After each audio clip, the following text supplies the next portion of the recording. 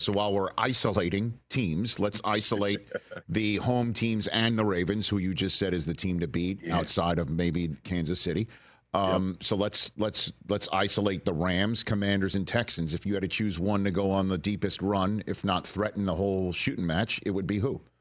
Marcus. The Rams, man. Why is that? The Rams. Why is that? Because one, McVay. I think McVay is as good as it gets, and that performance that the defense coordinator Shula put on against Minnesota, even though he took it from Detroit the week prior, was phenomenal. But I think there is something to Stafford in these moments. His ability to execute, along with Sean McVay. Puka and Cooper being healthy, this offensive line being back intact, Kyron Williams. But, Rich, I'm not sure if I'm higher on a singular group in the NFL than this young defensive line from the Rams, bro. They are absolute menaces.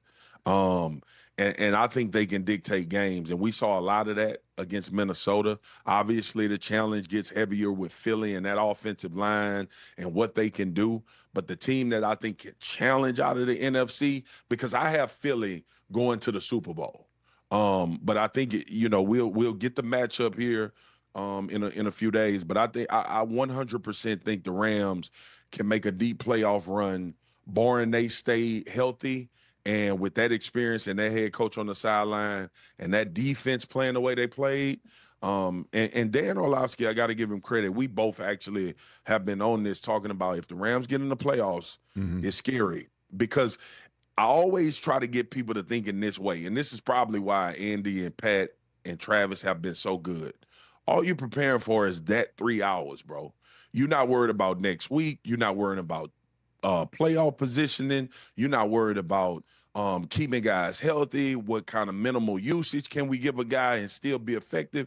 Everybody is involved. It's all hands on deck. So you're getting the best coaching, you're getting the best plays, you're getting the best situational football, and you're obviously getting the best performances out of these guys that do it time and time again.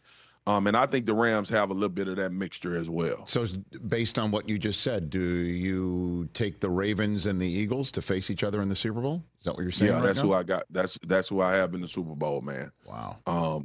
And I'll probably be proven wrong by Kansas City. Catch the Rich Eisen Show every single day on the Roku channel, 12 to 3 Eastern, for free.